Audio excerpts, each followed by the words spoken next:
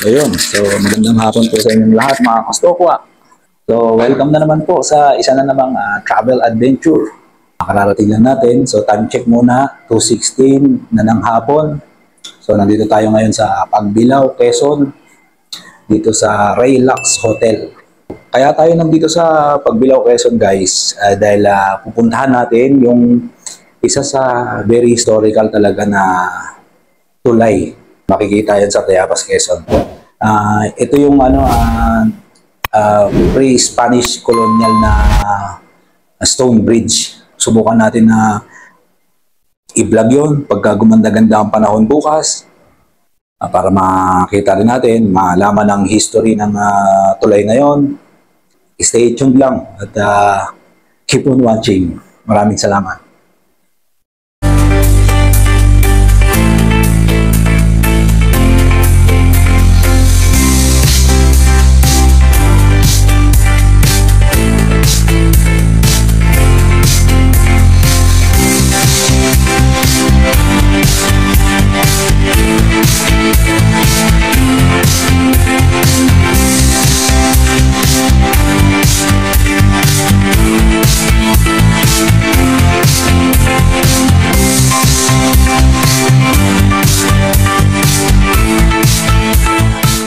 So, yun na nga mga kastokwa, magandang umaga po sa inyo lahat.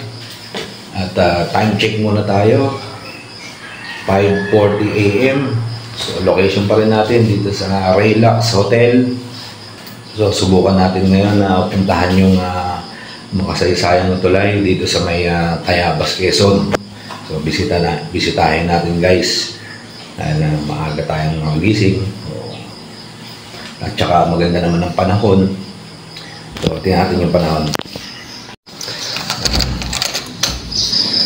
Yun. Yun. Maganda panahon ngayon. Medyo maaraw. Hindi umuulan ngayon. Dito tayo Yan. Relax Hotel. Diyan ako nakastay ngayong gabi. Mula pa kahapon. Ito yung Tayabas Pagbilao Road.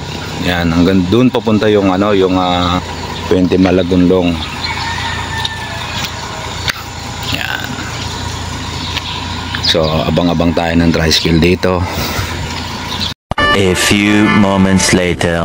So, yun, pag-away na tayo ngayon guys sa Malagunlong Bridge. Sana maging successful yung drone shot natin doon. So, yan din.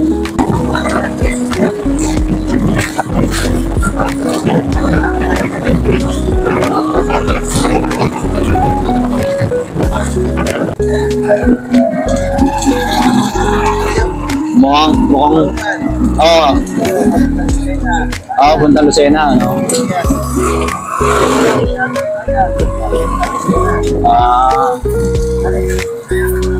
Nga po.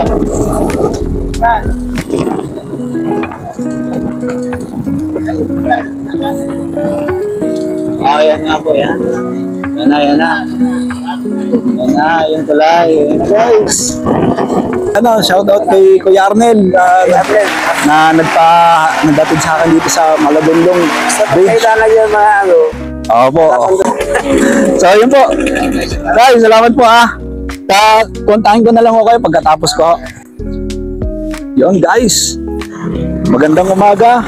Teka. Malagunlong Bridge. So, yun. Magandang umaga sa inyo mga kastokwa. Time check, 6:15 ng umaga. Puntahan muna natin doon.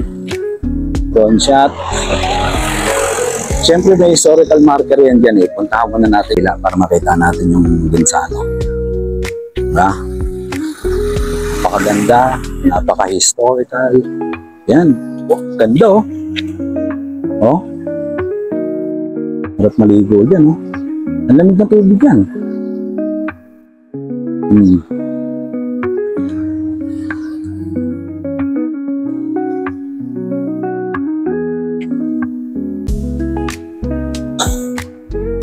Susubukan natin na magpalipad ng drone, pero puntahan muna natin yung historical marker niya. Yan Oh, meron na rin pala. Napagawa na pa ng park dito. Dati kasi wala ito eh. Ayun, parang esplanade. Galing pa ako ng Maynila eh. Oo. Okay na po. Sige po. Yan. So, kuhaan natin. So, magpapalis daw muna kayo rito pagka dating nyo. Siyempre parang parang attendance na. So, ayun. Yan yung historical marker niya, guys. Yan. Kuhaan natin. Tulay Malagunlong.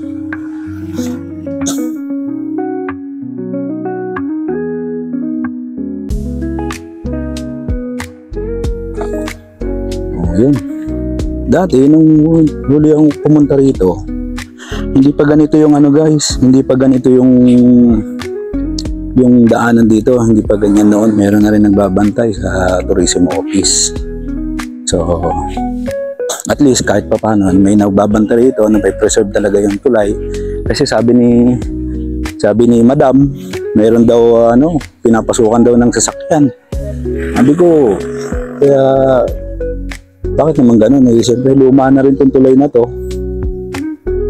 Kaya siyempre baka gumuho. Yung Hispanic talaga na Spanish era, Spanish colonial era na tulay. Dito nyo matatagpuan sa Tayabas, Quezon. Ang ganda ng flowing water niya, oh. Diba? Yung last time is 2022, yung last time na punta ko rito. Meron tayong mababasang marker dito, guys. Ayun, ito. Napanood ko to sa dokumentary ni Cara David. Ito, siraan na rin to. Oh, yan, oh. Yan. Di bang ganda?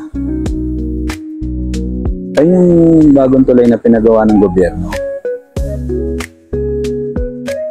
Kasi siyempre para hindi nadaanan nga to dahil na luma na rin. Ganda. Ito yung talagang masarap tambayan. Minsan lalo sa umaga, hapon, yan, sarap tambayan yan. Diba? Ganda ng tanawin mula rito sa ibabaw ng tulay na to. Tapos yan yung makikita yung may marker dito eh. Ito. Yan. Yan yung pinakalumang marker ng tulay na to. Halos hindi na rin mabasa. Don Julian. Ito ang sabi kasi ni Cara David, ito raw yan, Don Julian S. Fran. Ibig sabihin Francisco kasi yan. Siyempre pinaiksi na lang, kaya ginawa na lang Fran para magkasya dito sa marker niya. Historical mark ng tulay na to. Ayun. Subukan natin bumaba ngayon doon. Yan, baba tayo dyan. Lamig ng tubig dyan, malamang sigurado ako. Pag bumibisita ka sa mga ganitong historical places, para ka bumabalik sa nakaraan. Diba?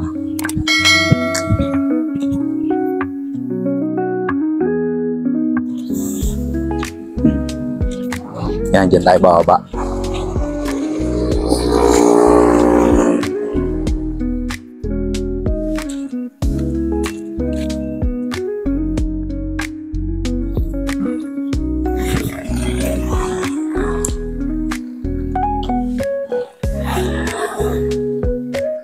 So, nagpaalam naman tayo na pwede tayong bumaba. Tingnan natin yung kwan dito. So, yung kwan dito, talay. Yan. Yan, makikita nyo guys yung mga marker nyo. Yan. Yung mga sinaunang marker. E, merong L, merong ito V ata to. Mas naging importante ito sa kasaysayan dahil sa mga marka or ukit sa bawat bloke ng adobe. Ayon sa history, ang mga markang ito ay mga simbolo ng Freemasonry or masonry na inukit ng mga workers na kabilang sa pagtatayo ng tulay. Yan yung isang ilalim ng tulay. Nagkaroon na ng lupa rito eh. Dito. Pero doon banda doon, talaga may tubig pa. Dito parang natambakan na rito. So, tingnan natin sa kabila kung saan tayo dadaan.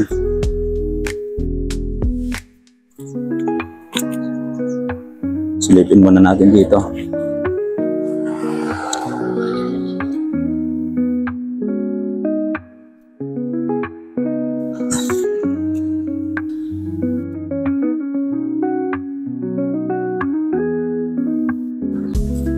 Baka dito yung daan. Andito nga.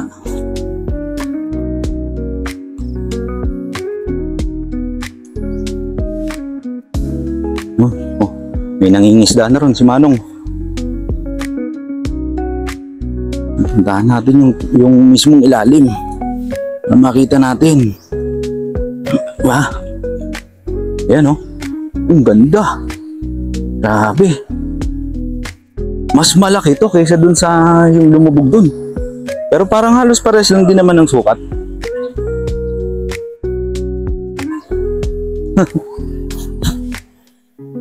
Yan o. Kung guys, kung makapunta kayo rito, makikita nyo napakaganda.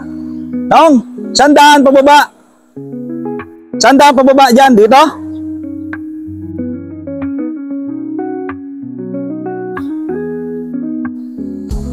Dito yata guys, yung daan pababa. Ay, ganda, grabe. Ay, may naglalaba ron si Kuya. Si Kuya naman, nangunguha ng isda. Buka natin, bumaba. Sana matibay. Yun, matibay. Ay. Grabe, ang ganda, ang tataas guys oh. Ang taas ng taas ng tulay na to. Oh, Tyron. Lapitan pa natin ng maigi. Oh, grabe ang ganda ng tulay na to. Oh, maagos na tubig.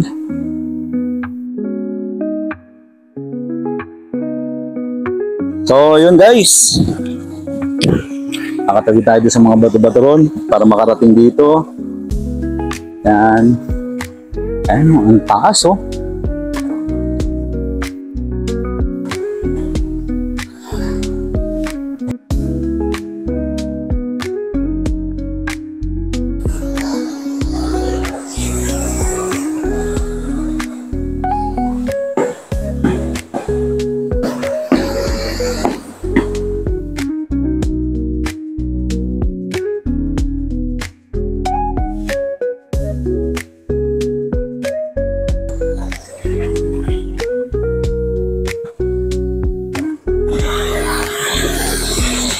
Tayo sa kabila.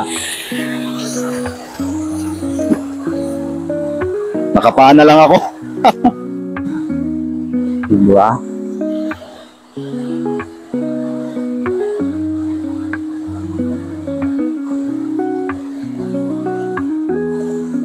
Dito, ito yung pinaka-sentro eh. Tignan natin. Tawid tayo sa kabila.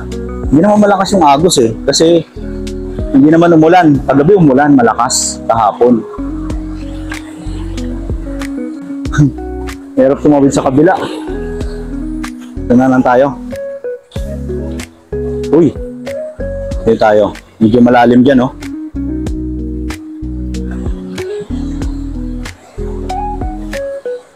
No?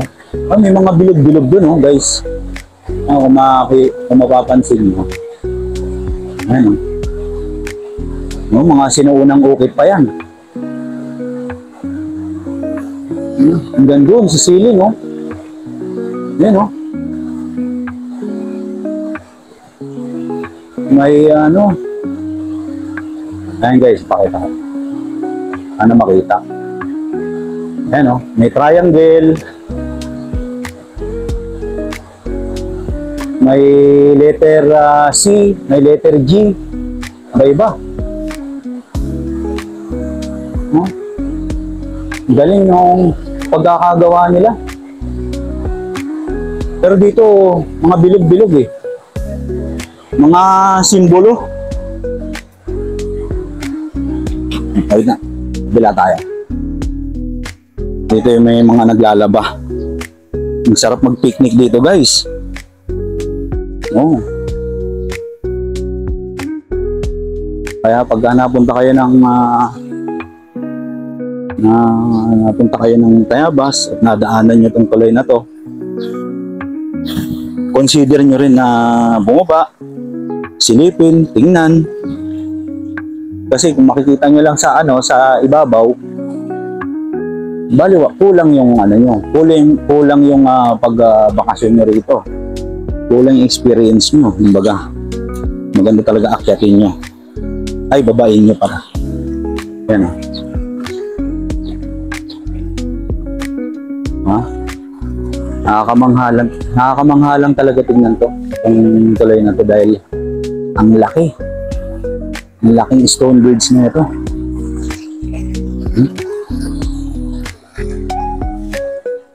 Ang lamig ng tubig, guys. Ha? Oo. Siyempre, kulang yung pakiramdaman natin yung tubig.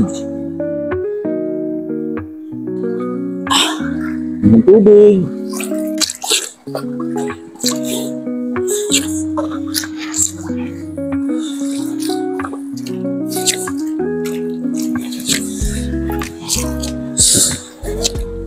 Oh, sarap. Lamig. Lamig na tubig.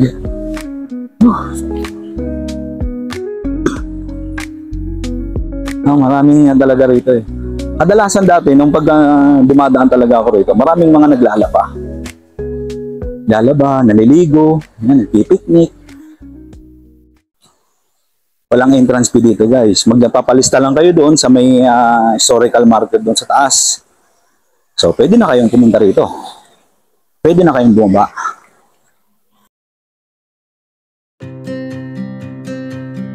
Ang tulay ng Malagonlong ay isa sa pinakakilalang pamanang pangkasaysayan sa Tayabas, Quezon at itinuturing na pinakamatagal na tulay na itinayo noong panahon ng Kastila na nananatiling buo hanggang sa ngayon. Itinayo noong 1850 sa panahon ng pamamahala ng mga Praileng Franciscano.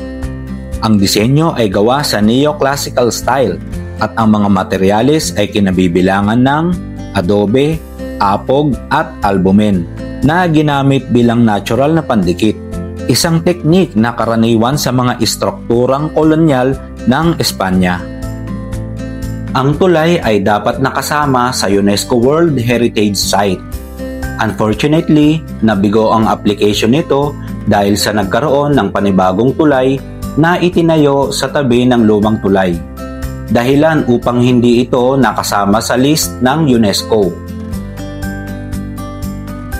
May 7 arko ang tulay na ito na nagbibigay ng kakaibang ganda at tibay dito. Sa panahon ng mga Kastila, ito ang nagsisilbing pangunahing ruta ng mga tao, kalakal at kabayo mula Tayabas patungong iba't ibang bayan ng Quezon at kalapit na probinsya. Noong taong 1999, idineklara ito ng National Museum bilang National Cultural Treasure dahil sa natatangi nitong arkitektura at kasaysayan. Hanggang sa ngayon, bagaman hindi na ito dinadaanan ng mga mabibigat na sasakyan, ginagamit pa rin ito ng mga tao at patuloy na dinarayo ng mga turista bilang simbolo ng yaman at kasaysayan ng Tayabas. Kaya naman sa modern generation ngayon at mabilis na progress ng panahon, minsan nating balikan at sariwain, pangalagaan ang pamana ng nakaraan. Dahil dito, sumasalamin ang ating pagkilanlan bilang mga lahing Pilipino.